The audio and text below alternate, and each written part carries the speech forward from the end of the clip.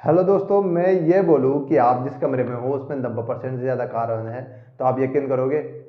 जी हाँ दोस्तों, आप जिस कमरे में रह रहे हो उसमें 90% से ज़्यादा कार्बन है। यानी कि हर जगह कार्बन है। आपके बाल में कार्बन है, डीएनए में कार्बन है, नाखून में कार्बन है, यहाँ तक कि आपके सेलफोन में कार्बन है, आपकी घड़ी में कार्बन है, आपके पंखे में कार्बन है, यहाँ तक कि आपकी गेट में कार्बन है।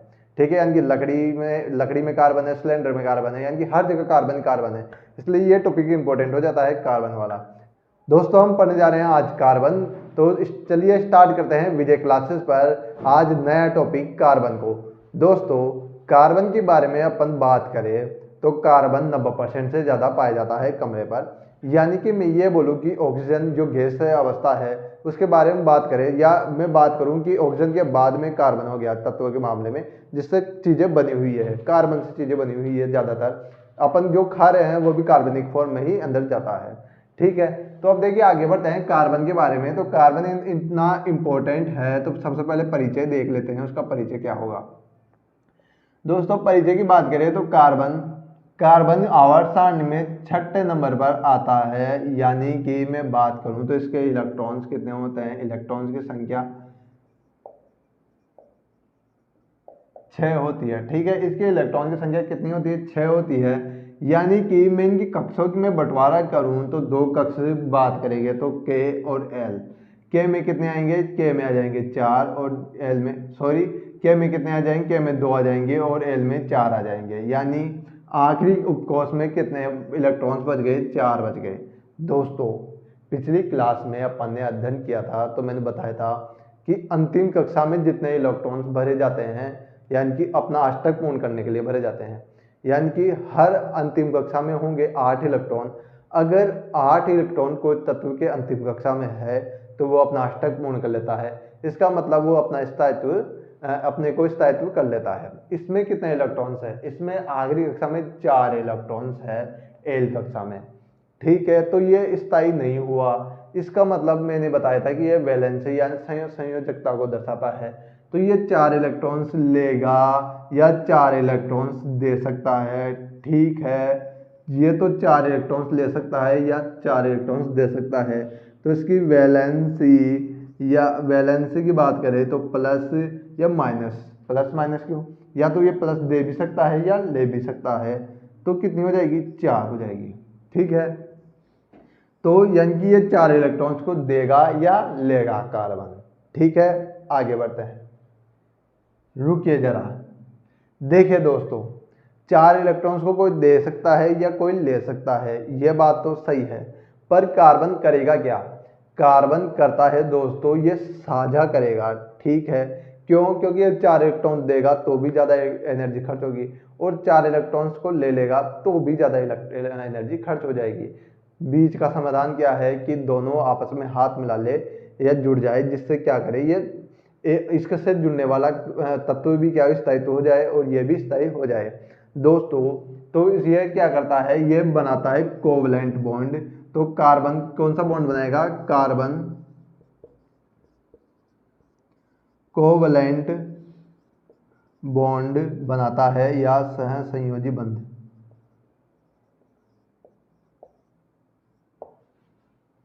सहसंयोजी बंध बनाता है। क्या करेगा, कार्बन सहसंयोजी बंध बनाता है। यानी कि कार्बन क्या करेगा, इलेक्ट्रॉन्स का साझा करता है। तो ये क्या इलेक्ट्रॉन्स का साझा करता है, यानी अधिकतर टाइम पर इलेक्ट्रॉन्स को साझा करता है। दोस्तों, इसमें इसी गुण के कारण, यानी कार्बन 4 इलेक्ट्रॉन्स को आपस में जोड़ सकता है, इसी गुण के कारण, ठीक है, ये टेट्रावैलेंट होता है। यानी कि 4 अन्य तत्वों को आपस में जोड़ सकता है। दोस्तों, मैंने आवर्त सारणी में 118 तत्व आपको बताए थे। कहीं पर भी 120 भी बता रखे हैं, कहीं पर 122 भी बता रहे हैं, पर 118 फिक्स है। ठीक है, अब 118 तत्व जितने यौगिक बना सकते हैं, 118 तत्व जितने यौगिक बना सकते हैं उतने यौगिक अकेला कार्बन परमाणु बना सकता है। इसलिए यह सबसे ज्यादा अवस्था में पाया जाता है। जैसे दोस्तों बात करूं, जैसे एग्जाम्पल लेंगे अपन। देखिए, यहाँ पर मैं ले रहा हूँ सोडियम, यहाँ पर ले रहा हूँ क्लोरीन, यहाँ पर ले रहा हूँ हाइड्रोजन। मैं इस साइड लूँगा कार्बन, क्लोरीन और हाइड्रोजन। ठीक है, देखिए सोडियम क्या क्या बनाएगा, एक तो NaCl बना देगा और एक NaH बना देगा। ठीक है, यानी कि सोडियम दो तत्व लेकर केवल दो यौगिक ही बना पा रहा है। लेकिन कार्बन की बात करें तो कार्बन कितने बना पाएगा दोस्तों, देखिए समझिए। ये यहाँ पर कार्बन है दोस्तों, कार्बन एक तो बनाएगा हाइड्रोजन, हाइड्रोजन, हाइड्रोजन और हाइड्रोजन। ठीक है, एक और बनाएगा कार्बन, क्या क्या बनाएगा दोस्तों, एक क्लोरीन जोड़ देंगे और बाकी में हाइड्रोजन, हाइड्रोजन, हाइड्रोजन। ठीक है, एक और कार्बन जोड़ देंगे दोस्तों और अब की बार क्या करेंगे, दो क्लोरीन के परमाणु जोड़ देंगे और फिर हाइड्रोजन लगा देंगे। तो एक दो तीन, एक और संरचना बना सकता है, यानी कि क्लोरीन को 3 जोड़ दे अपन और हाइड्रोजन को 1 जोड़ दे। एक और संरचना बन सकती है कार्बन में कि क्लोरीन ही जोड़ दे चारों तरफ, अपन क्लोरीन ही को जोड़ देंगे, क्लोरीन को ही जोड़ देंगे। तो 1 2 3 4 5, तो कार्बन ने 5 संरचना बना ली। दोस्तों कार्बन कार्बन के पास एक और क्या पाए जाते हैं, गुण, क्या कि कार्बन कार्बन आपस में भी जुड़ सकते हैं। जैसे यहाँ पर एक कार्बन है, यहाँ पर एक कार्बन है, ये कार्बन कार्बन आपस में जुड़ गया। ठीक है, ये कार्बन कार्बन कार्बन कितने ही भी कार्बन हो आपस में जुड़ सकते हैं। ये खूब बड़ी श्रृंखला बना सकते हैं जिसे पॉलीमर्स के नाम से भी अपन जानते हैं।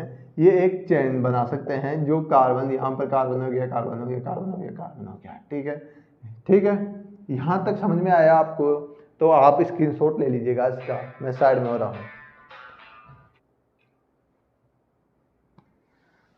दोस्तों कार्बन के कई सारे एलोट्रॉप्स होते हैं, जिसमें से यहाँ पर यानी एग्जाम्स पर एक महत्वपूर्ण एलोट्रॉप्स है जो पूछा जाता है, वो अपन को देखते हैं। देखिए देखिए मुख्यतः 3 एलोट्रॉप्स कार्बन के पूछे जाते हैं, जिसमें से एक हीरा हो गया, एक ग्रेफाइट हो गया और फ्लोरीन हो गया, जिसे बंकमिस्टर फ्लोरीन के नाम से भी जानते हैं, कार्बन 60 के नाम से भी अपन डिनोट करते हैं।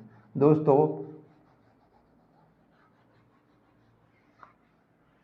मुख्यतः हीरे और ग्रेफाइट के बारे में पूछा जाता है। देखते हैं कार्बन के एलोट्रॉप्स के बारे में। एलोट्रॉप्स,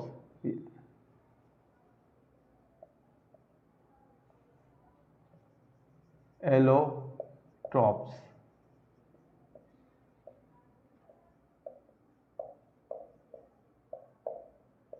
दोस्तों एलोट्रॉप्स उसे कहते हैं किसी तत्व की किसी तत्व की अलग अलग भौतिक अवस्था को समावयवी कहते हैं। ठीक है, कि किसी तत्व की अलग अलग भौतिक अवस्थाएं होती है, यानी कि एक तत्व है जैसे कार्बन हो गया, कार्बन की अलग अलग भौतिक अवस्थाओं को क्या बोलेंगे, एलोट्रॉप्स या समावयवी बोल देंगे। दोस्तों हीरा ग्रेफाइट दोनों अलग अलग कार्बन के ही समावयवी होते हैं। यहाँ पर हीरा तो क्या होता है, कठोर होता है, और क्या होता है ग्रेफाइट क्या होता है, मुलायम होता है। और फ्लोरीन की बात करेंगे, फ्लोरीन, हाँ फ्लोरीन क्या होता है दोस्तों, देखिए बात करते हैं सबसे पहले हीरे के, कार्बन के एक एलोट्रॉप्स हीरे के बारे में। हीरा या जिसे डायमंड के नाम से भी जानते हैं। दोस्तों कार्बन में, हीरे में क्या होता है, हीरा क्या होता है, कठोर होता है। ठीक है, पहली बात तो हीरा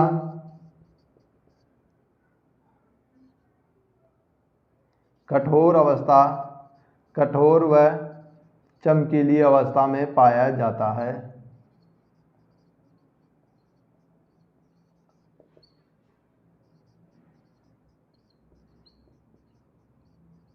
ठीक है, हीरे क्या होता है, कठोर व चमकीली अवस्था में पाया जाता है।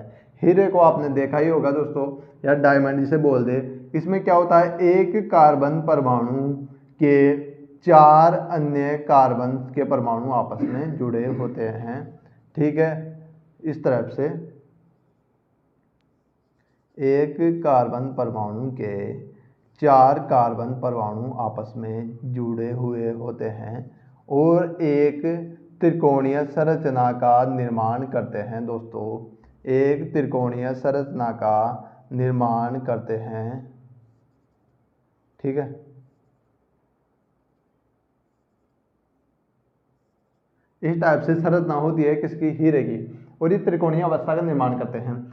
इसकी त्रिकोणीय अवस्था के कारण ही, जैसे इस प्रिज्म अवस्था में होता है और बीच बीच में कट होते हैं, इसके कारण क्या होता है, प्रकाश आता है तो इसमें परावर्तित होता रहता है, होता रहता है, होता रहता है। ठीक है, बाहर निकलने से पहले कई बार कई 100 बार क्या होता है, परावर्तित हो जाता है प्रकाश। इसके कारण क्या होता है, इसमें चमक होती है। ठीक है, इस चमक, ठीक है, अब ये चमक क्यों आती है, क्योंकि इसमें होता है पूर्ण आंतरिक परावर्तन। ठीक है, तो इसमें हीरे में क्या पाया जाता है, हीरे में पाया जाता है, हीरे में पूर्ण आंतरिक परावर्तन पाया जाता है।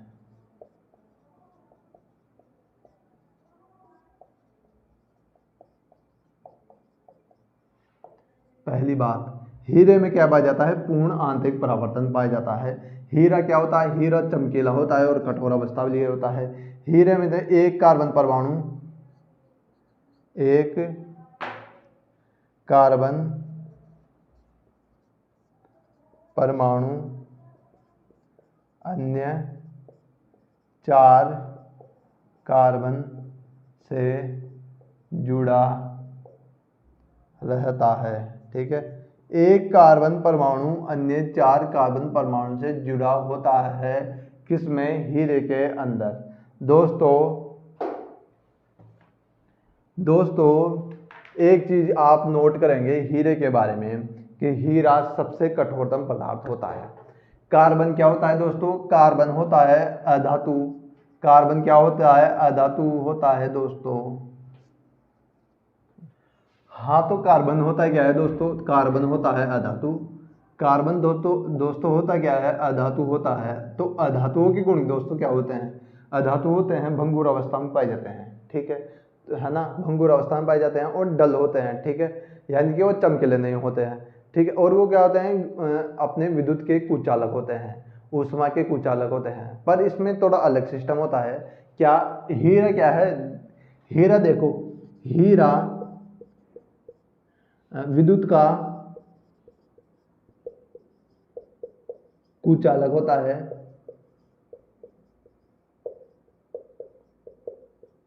ठीक है, पर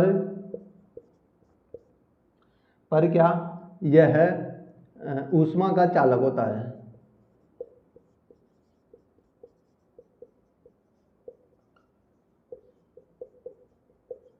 ठीक है, यह ऊष्मा का चालक होता है हीरा। देखिए, ये चमकीला होता है, इसलिए ये अपवाद भी है। यानी कि ऐसा पूछा जाए कि ऐसी अधातुओं का नाम बताइए जो चमकीली अवस्था में पाई जाती है, तो वो हीरा हो गया। दोस्तों एक और चीज नोट कीजिएगा, हीरे के बाद में ग्रेफाइट। अब ग्रेफाइट में क्या लोचा है दोस्तों, ग्रेफाइट में दोस्तों ग्रेफाइट पाई जाती है, ये देखो, ये ग्रेफाइट हेक्सागोनल रिंग संरचना में पाई जाती है। ग्रेफाइट कौन सी संरचना में, हेक्सागोनल रिंग संरचना में पाई जाती है, और एक के ऊपर एक परत आपस में जुड़ी हुई रहती है, इस टाइप से। ठीक है, एक के ऊपर एक रिंग आपस में जुड़ी हुई रहती है, एक के ऊपर एक परत में होता है। यानी ग्रेफाइट की बात करेंगे अपन, तो ग्रेफाइट परतों के ऊपर परत होता है इस टाइप से, और परतों के बीच में थोड़ा सा गैप होता है। और ये क्या होता है कि रिंग संरचना, एक हेक्सागोनल रिंग संरचना पाई जाती है। ये हेक्सागोनल रिंग संरचना में पाया जाता है। दूसरी चीज क्या नोट करेंगे दोस्तों, दूसरी चीज, एक कार्बन परमाणु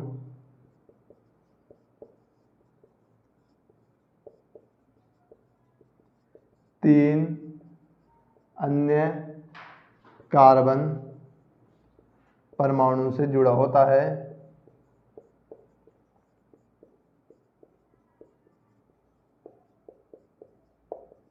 ठीक है, 3 अन्य कार्बन। इनमें परतों के कारण क्या होता है, ये क्या होता है, मुलायम अवस्था में पाया जाता है। यह डल व मुलायम अवस्था में पाया जाता है।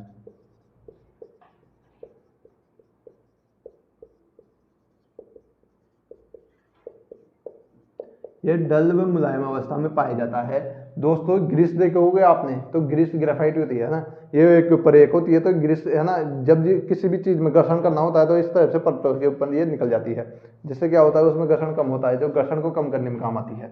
देखिए जिस तरह कार्बन हीरा क्या हो रहा है, क्या होता है, ऊष्मा का अच्छा चालक होता है, उसी तरह ये क्या होता है, ऊष्मा का क्या होता है, ऊष्मा का कुचालक होता है। ठीक है, ऊष्मा का अच्छा चालन नहीं कर पाता, ये ऊष्मा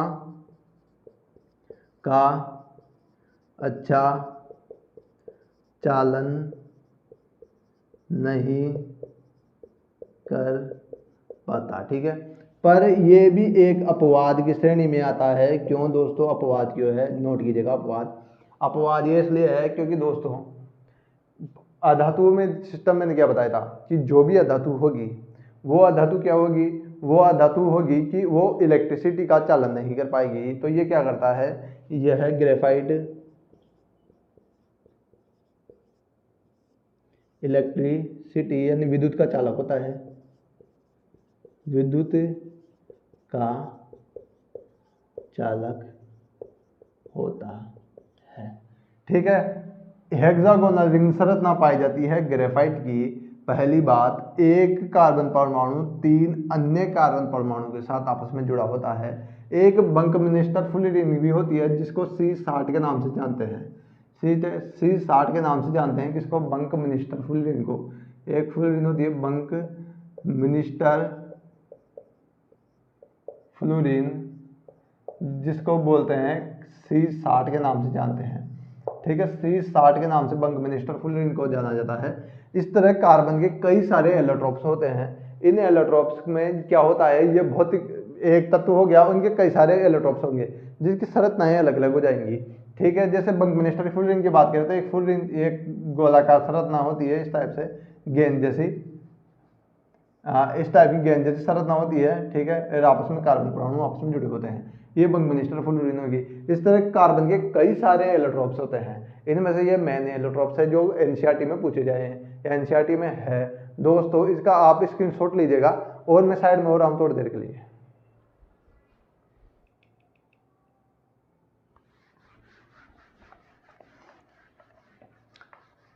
दोस्तों मैंने अभी आपको हीरा बताया है। ठीक है, हीरे के अंदर ये चालन इसलिए नहीं कर पाता क्योंकि देखो मैंने क्या बताया कि ये कार्बन परमाणु अन्य कितने कार्बनों से जुड़ सकता है। दोस्तों ये 4 अन्य परमाणु से जुड़ सकता है, तो ये चारों के चारों बुक हो गए किसमें, हीरे के अंदर। तो सब जब बुक होंगे तो इलेक्ट्रॉन का चालन हिल नहीं पाएंगे, कंपन नहीं हो पाएंगे इलेक्ट्रॉन्स, और ये आगे प्रभावित नहीं कर पाएंगे किसी इलेक्ट्रिसिटी को। पर ये ग्रेफाइट में क्या होता है, मुलायम होती है, इसमें एक कार्बन परमाणु होता है जिसके कारण क्या होता है, ये क्या कर लेगी, इलेक्ट्रिसिटी का चालन कर लेगी। ठीक है, अब देखिए बात करते हैं कि कार्बन परमाणु बंधों के हिसाब से कितना होता है, इसमें पाया जाता है सहसंयोजन बंध। ठीक है, कोवलेंट बॉन्ड। अब कोवलेंट बॉन्ड कितने प्रकार के होते हैं वो देखते हैं। दोस्तों अब चलते हैं कोवलेंट बॉन्ड की ओर, यानी सहसंयोजक बंध की ओर कि सहसंयोजक बंध आखिर होता क्या है, यानी कि साझा तो कर रहे हैं इलेक्ट्रॉन, पर क्या साझा कर रहे हैं। देखिए सहसंयोजक बंध की ओर, सहसंयोजक बंध, सहसंयोजक बंध या कोवलेंट बॉन्डिंग होती क्या है दोस्तों, जब तत्व या जब परमाणु जब दो परमाणु, दो या अधिक परमाणु, सही होगा यहाँ पर, दो या अधिक परमाणु आपस में इलेक्ट्रॉन्स का साझा करें। ठीक है, जब दो या दो से अधिक परमाणु हो सकते हैं दोस्तों, जो क्या करें, आपस में अपने इलेक्ट्रॉन्स का क्या करेंगे, शेयरिंग कर देंगे, यानी कि साझा कर देंगे, जिससे एक बॉन्ड का निर्माण होगा, जिसे कोवलेंट बॉन्ड के नाम से अपन जानते हैं। अब ये सहसंयोजक बंध भी कितने प्रकार का होता है, ये भी 2 प्रकार के होते हैं, 3 प्रकार के होते हैं। कैसे, एक तो हो गया एकल सहसंयोजक बंध, एकल सहसंयोजक बंध, एक हो गया एकल सहसंयोजक बंध। जब जब तत्व क्या करें या जब परमाणु एक इलेक्ट्रॉन्स का क्या करेंगे, साझा करेंगे, तो बनेगा एक परमाणु बंध। ठीक है, जब परमाणु एक इलेक्ट्रॉन का साझा करे तो कौन सा बंध बनता है, एकल सहसंयोजक बंध बनता है, एकल सहसंयोजक बंध बनता है, एकल सहसंयोजक बंध का निर्माण होता है। ठीक है, जैसे मैं बात करूंगा हाइड्रोजन की और हाइड्रोजन की, तो ये हाइड्रोजन आपस में क्या करेंगे, शेयरिंग कर देंगे, किसका, इलेक्ट्रॉन्स का, एक एक का। तो ये बन जाएगी आपस में हाइड्रोजन और हाइड्रोजन के बीच में एकल सहसंयोजक बंध। हाइड्रोजन की बात करें और क्लोरीन की बात करें, जिसके आउटर मोस्ट सेल में 7 इलेक्ट्रॉन्स होते हैं, ये भी क्या करेंगे, अपने इलेक्ट्रॉन्स का साझा कर देंगे। ये किस टाइप से करेंगे दोस्तों,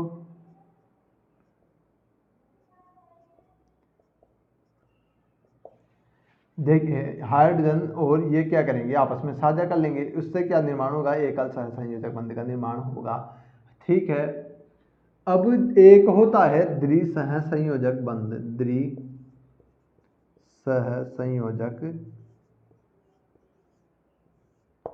बंध, द्विसहसंयोजक बंध होता है, यानी डबल कोवलेंट बॉन्डिंग होगी। इसमें क्या होगा, परमाणु क्या करेंगे, दो परमाणु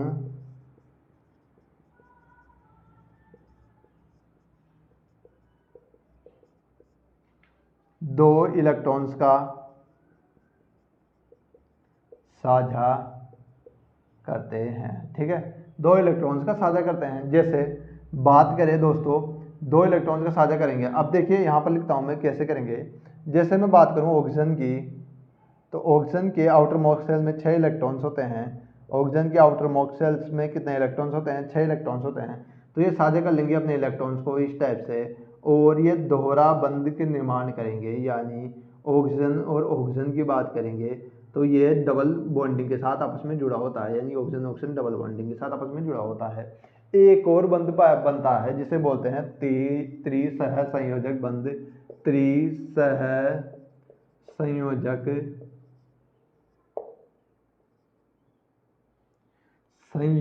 ठीक है, त्रिसहसंयोजक बंध।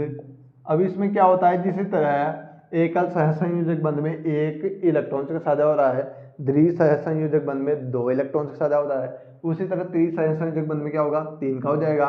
सिंपल सी बात। तो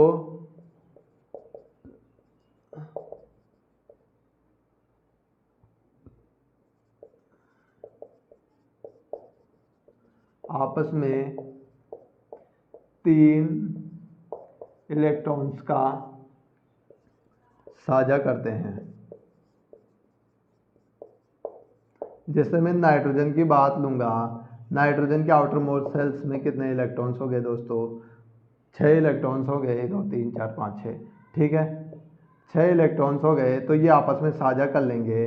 ठीक है, आपस में ये साझा कर लेंगे और नाइट्रोजन में त्रिबॉन्डिंग पाई जाएगी। ठीक है, नाइट्रोजन में त्रिबंध पाया जाएगा। इसी तरह सहसंयोजक बंध हमेशा काम करते हैं। देखिए कार्बन के कई सारे डेरिवेटिव्स हैं, यानी उसके कई सारे वह कई सारे यौगिक बनाता है। उन यौगिक के बारे में चर्चा करते हैं। ठीक है, सबसे पहले बात करते हैं हाइड्रोकार्बन्स की। हाइड्रोकार्बन्स की बात करते हैं, उससे पहले आप स्क्रीनशॉट लीजिए।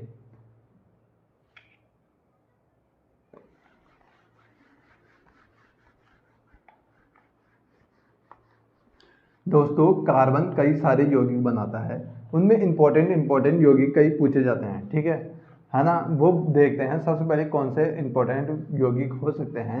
तो कार्बन के डेरिवेटिव यानी कार्बन के अपन यौगिकों के बारे में देखते हैं, कार्बन के यौगिक।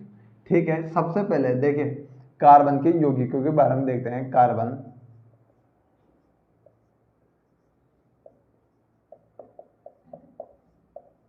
ठीक है, कार्बन क्या करेगा, देखिए कार्बन के यौगिक, कार्बन कई सारे तत्व बनाता है, यानी कई सारे यौगिक बनाता है दूसरे कार्बन के साथ जुड़कर। अब देखिए वो किस टाइप से हो सकते हैं, वो देखिए कि वो है तो खूब सारे दोस्तों, पर इंपॉर्टेंट देखते हैं। सबसे पहले एक तो हो गया हाइड्रोकार्बन,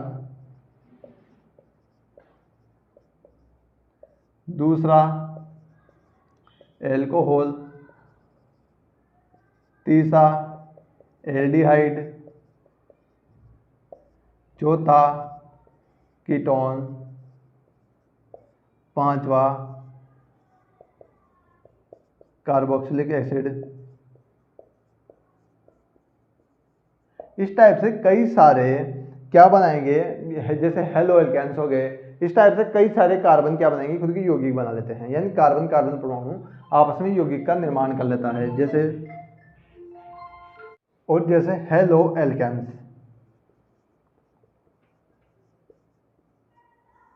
ठीक है, सबसे पहले अपन हाइड्रोकार्बन्स के बारे में देखते हैं। दोस्तों सबसे पहले हाइड्रोकार्बन्स के बारे में देखेंगे। हाइड्रोकार्बन्स क्या होते हैं दोस्तों? हाइड्रोजन, ठीक है, कार्बन व हाइड्रोजन मिलकर जो यौगिक बनाते हैं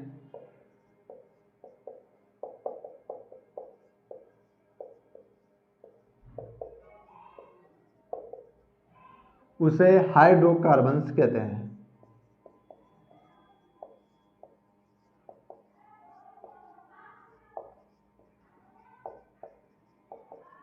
जैसे CH4, जैसे C2H6, जैसे C6H12, इस टाइप से हाइड्रोकार्बन्स इन्हें बोला जाता है। देखिए हाइड्रोकार्बन्स के बारे में सबसे देखते हैं। हाइड्रोकार्बन्स भी दो प्रकार के होते हैं, एक तो संतृप्त हाइड्रोकार्बन्स,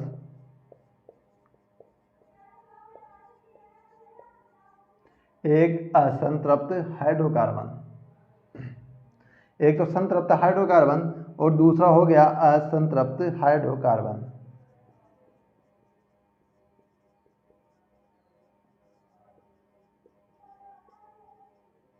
एक तो संतृप्त हाइड्रोकार्बन और हो गया असंतृप्त हाइड्रोकार्बन। यानी कि कार्बन व हाइड्रोजन के मध्य जब सिंगल बॉन्डिंग होती है, यानी कि एकल बंधु बनता है, तो उसे बोल देंगे संतृप्त हाइड्रोकार्बन।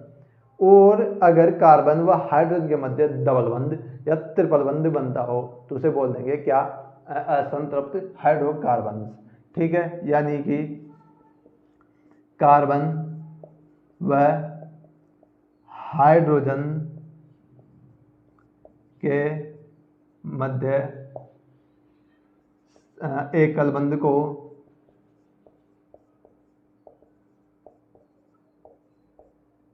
संतृप्त हाइड्रोकार्बन के नाम से जानते हैं।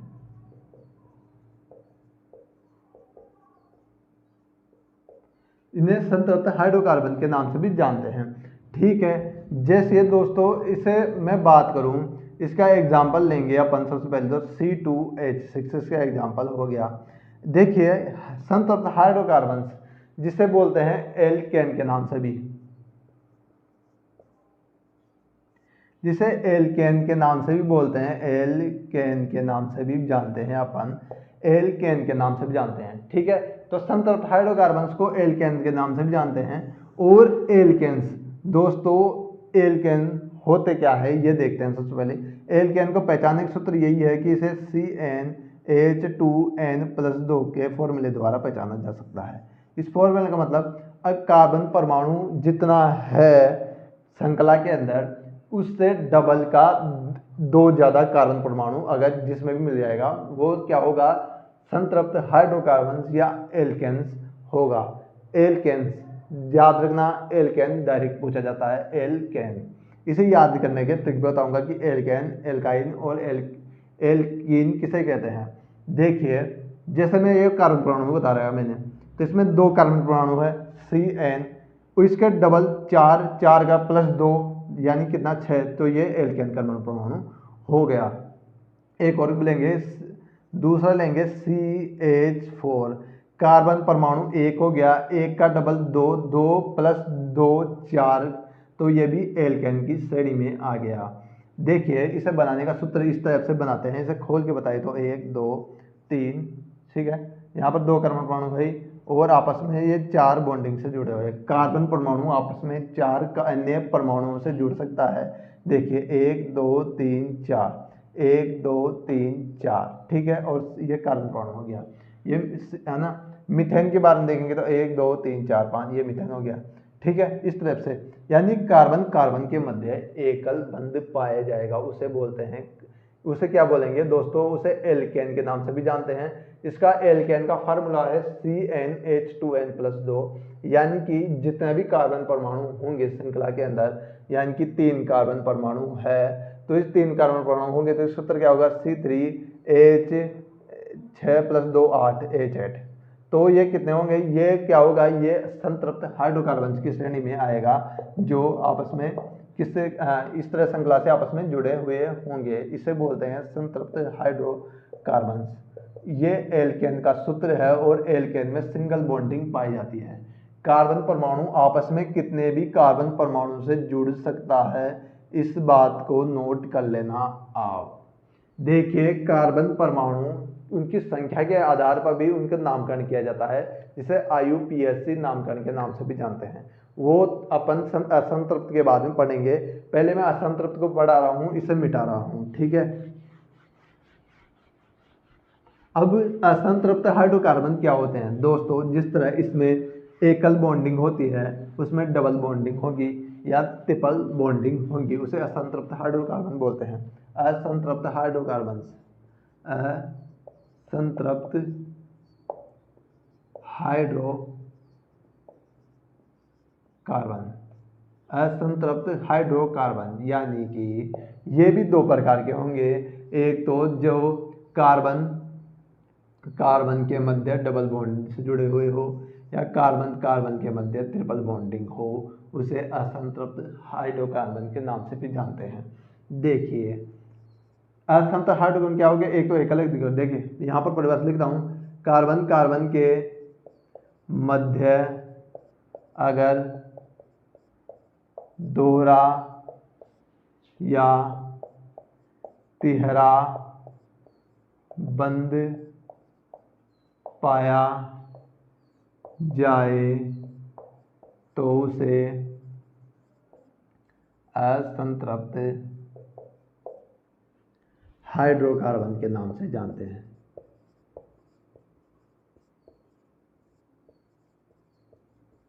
और ये भी 2 प्रकार के हो गया, कैसे, 1 2 3, या डबल बॉन्डिंग हो कार्बन कार्बन के मध्य, या कार्बन कार्बन के मध्य ट्रिपल बॉन्डिंग हो, असंतृप्त हाइड्रोकार्बन के नाम से जानते हैं।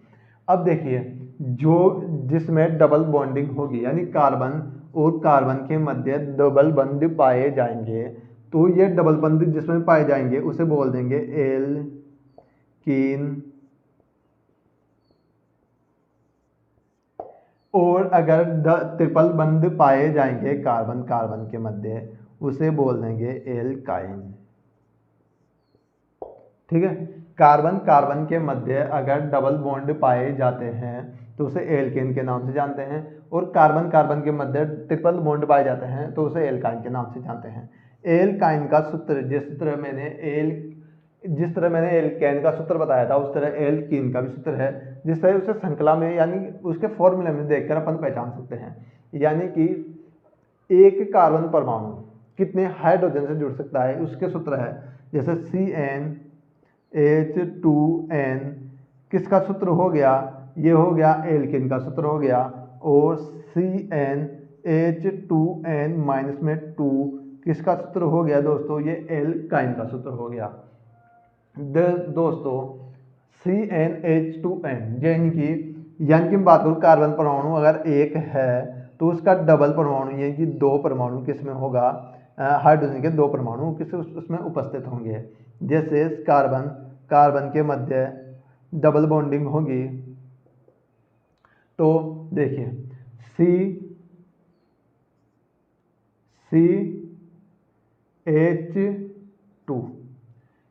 CH2 क्या होंगे, एल्कीन हो जाएगा, और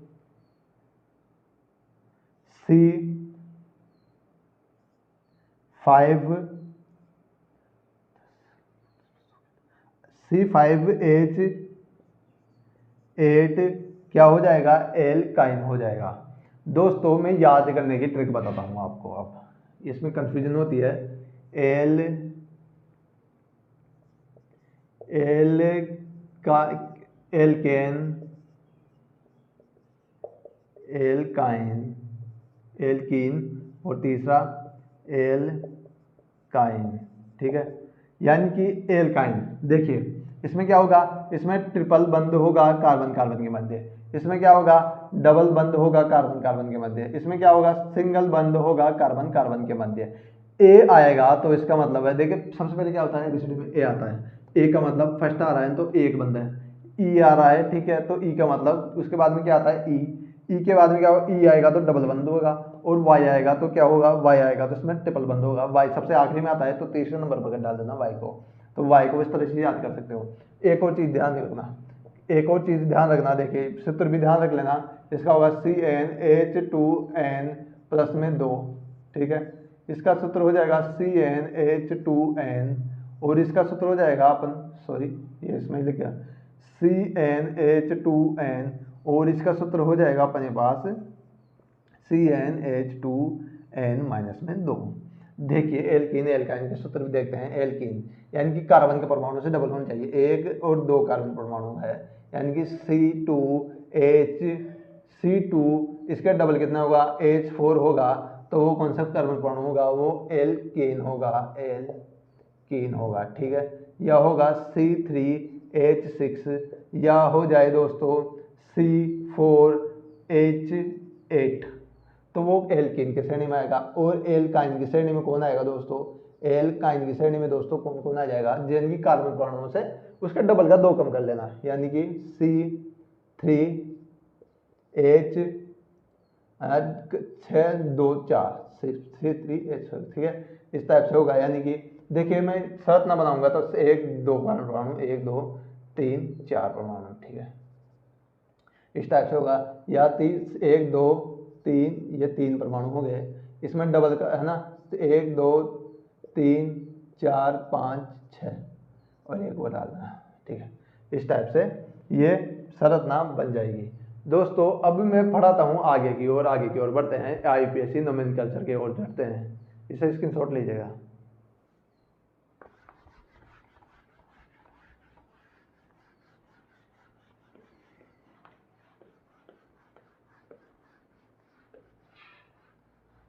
दोस्तों कार्बन व हाइड्रोजन की संख्या के आधार पर IUPAC ने क्या किया है, इनके क्या नामकरण दिया है, ठीक है, इन्हें नामकरण दिया है किसने, हाइड्रोकार्बन्स को, ठीक है। IUPAC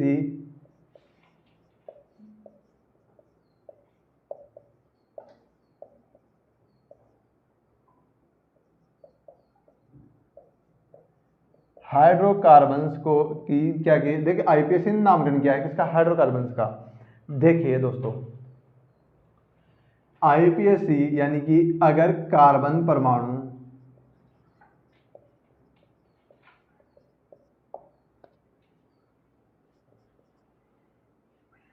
देखिए, हाँ देखिए दोस्तों कार्बन परमाणु की संख्या के आधार पर IUPAC ने नामकरण किया है हाइड्रोकार्बन्स का। यानी कि अगर एक हाइड्रोकार्बन्स होगा उसे बोलते हैं मिथ बोल देंगे, अगर 2 हाइड्रोकार्बन होंगे तो एथ बोल देंगे, 3 कार्बन होंगे तो उसे प्रोप बोल देंगे, 4 होंगे तो उसे ब्यूटेन के नाम से जानते हैं,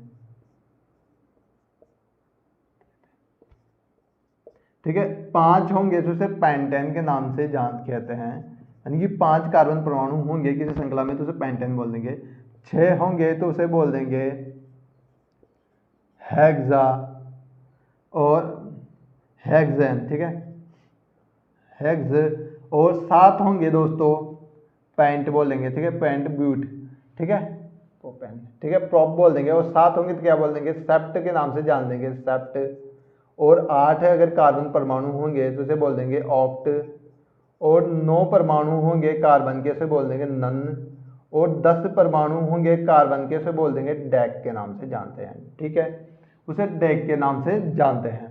ये होंगे दोस्तों सफिक्स, उपसर्ग, ठीक है, इसे उपसर्ग बोल देंगे, उपसर्ग होता है, एक प्रत्यय होगा, उपसर्ग बाद में लगते पहले लगते हैं और प्रत्यय बाद में लगते हैं, उसे बोलते हैं। ठीक है, जैसे अब देखिए किस तरह से नाम जानते हैं। और यहाँ पर मैं कार्बन की संख्या के आधार पर बता रहा हूँ आपको कि कार्बन कार्बन के एक बंद होगा, उसे बोल देंगे एल्केन, एल्काइन और एल्केन, एल्कीन, एल्काइन। ठीक है, एल्कीन, एल्केन, एल्कीन, एल्काइन, ये क्या होते हैं दोस्तों? ये होते हैं उत्प्रत्यय। अब देखिए सिंपल सा लॉजिक पे आएंगे, ये तो थ्योरी हो गई कि काम कैसे करेगा। अगर C3H8 है किसी भी अगर आपके पास फॉर्मूला आ जाए C3H8 का, तो इसे आप सॉल्व किस तरह करोगे? देखिए C3 यानी तीन का डबल 6 प्लस 2 8 हो रहे हैं, यानी कि ये है एल्केन। कार्बन की संख्या कितनी है? 3, तो हो जाएंगे प्रोपेन। ठीक है, प्रोपेन हो जाएगा इसका नामकरण। दूसरी बात करें C4H6, तो 4 में 4 तो 8 होनी चाहिए, 2 कम है यानी कि 6 हो गया। तो क्या होगा दोस्तों? 4 को क्या बोलेंगे? ब्यूटाइन। क्यों? क्योंकि ये हो गया एल्काइन ग्रुप। एक और देखते हैं दोस्तों C5H8, तो ये हो जाएगा पेंटाइन। ठीक है, अगर हो दोस्तों C5H12, ठीक है, 5 5 10 2 + 2 12, तो हो जाएगा पेंटेन। अगर हो C5H10 यानी कि 5 का डबल H10, तो प्रोएल्कीन यानी तो पेंटीन के नाम से इसे जानते हैं। इस तरह से आईपीएससी नोमेनक्लेचर करती है किसी भी। दोस्तों नामकरण बहुत लंबा होता है, ये अभी यहाँ पर आपके एग्जाम पॉइंट ऑफ व्यू से इंपॉर्टेंट भी नहीं है, और इसे कराने बैठेंगे तो ये 1-2 घंटा ये खींच लेगा आईपीएससी नोमेनक्लेचर। इसलिए इसे आगे बढ़ते हैं और चलते हैं दूसरे किसी डेरिवेटिव्स की ओर। कार्बन के दूसरे डेरिवेटिव्स क्या कहते हैं, क्या है दूसरे कार्बन के डेरिवेटिव्स, देखिए दोस्तों उसकी ओर चलते हैं। इसे मिटा रहा हूँ मैं भी।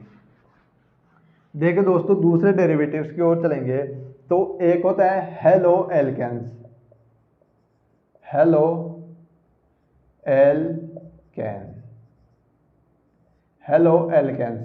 ठीक है, एक होते हैं हेलो एल्केन्स यानी कार्बन परमाणु के साथ, यानी कार्बन परमाणु के साथ अगर जुड़ा हुआ हो क्लोरीन, ठीक है, क्लोरीन, फ्लोरीन, आयोडीन या ब्यूटीन। ठीक है, क्या क्या जुड़ा हो? क्लोरीन, फ्लोरीन, आयोडीन और ब्यूटीन जुड़ा हो, तो उसे बोल देंगे हेलो एल्केन, क्योंकि हेलो जन समूह में आए हैं। देखिए अगर क्लोरीन जुड़ा होगा तो क्लो जोड़ देंगे, फ्लोरीन जोड़ोगे तो फ्लो जोड़ देंगे, आयोडीन जुड़ा होगा तो इसकी प्रीफिक्स आयोडो जोड़ देंगे, और ब्रोमीन जुड़ा होगा तो ब्रोमो जोड़ देंगे। ठीक है, ब्रोमो जोड़ देंगे। देखिए दोस्तों एक होते हैं अपने एल्कोहल्स। एल्कोहल्स क्या होते हैं दोस्तों? वही एल्कोहल्स जो दारू होती है या एल्कोहल्स की श्रेणी में वो भी आते हैं दोस्तों, जिसमें अपने पेट्रोल डीजल हो गए, वो एल्कोहल्स की बात हो रही है यहाँ पर। देखिए कार्बन परमाणु के साथ अगर जुड़ा हुआ हो OH समूह, कार्बन के साथ जुड़ा हुआ हो OH, तो उसे बोल देंगे एल्कोहल। ठीक है, इसे ओल यानी सफिक्स क्या होगा इसका प्रोनाउंसिएशन क्या होगा? एल्कोहल, ओल के नाम से इसका प्रोनाउंसिएशन किया जाता है। दोस्तों एल्कोहल के बाद में अपन बात करेंगे एल्डिहाइड की। एल्डिहाइड दोस्तों, एल्डिहाइड में दोस्तों क्या होगा?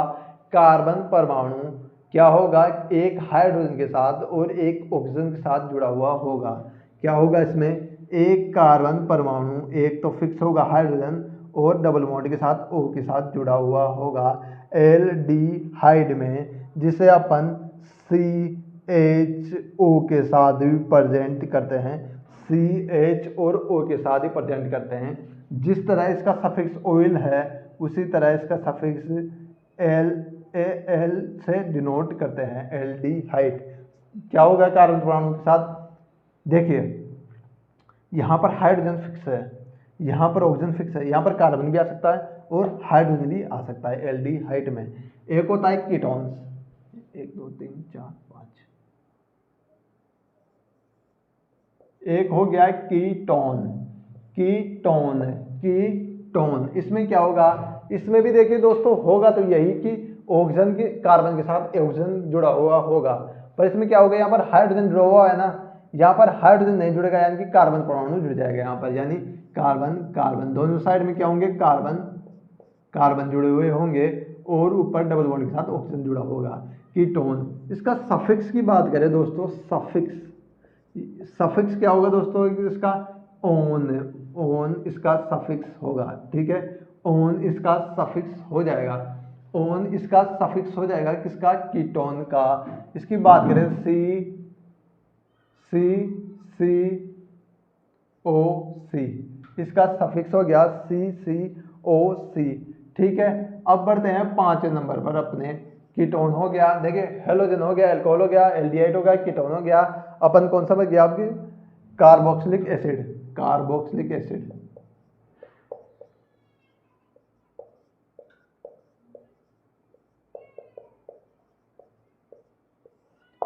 कार्बोक्सिलिक एसिड की बात करें तो कार्बोक्सिलिक एसिड में क्या होगा दोस्तों, OIL, ठीक है, OIL से OIC ओइक, यानी कि ओइक एसिड से इसको डिनोट करेंगे दोस्तों। इसमें क्या होगा दोस्तों, कार्बन परमाणु में ऑक्सीजन के साथ जुड़ा होगा और एक OH समूह के साथ जुड़ा होगा, यानी कि COH के साथ अपन डिनोट कर सकते हैं कार्बोक्सिलिक एसिड को। दोस्तों में से साइड में हो रहा हूँ, स्क्रीनशॉट लीजिएगा। दोस्तों आगे के वीडियो को अपन वापस कंटिन्यू करेंगे, आगे इसे वापस ही कंटिन्यू करने जा रहे हैं कल, तो कल मिलेंगे। आज अलविदा चाहूँगा, जय हिंद जय भारत।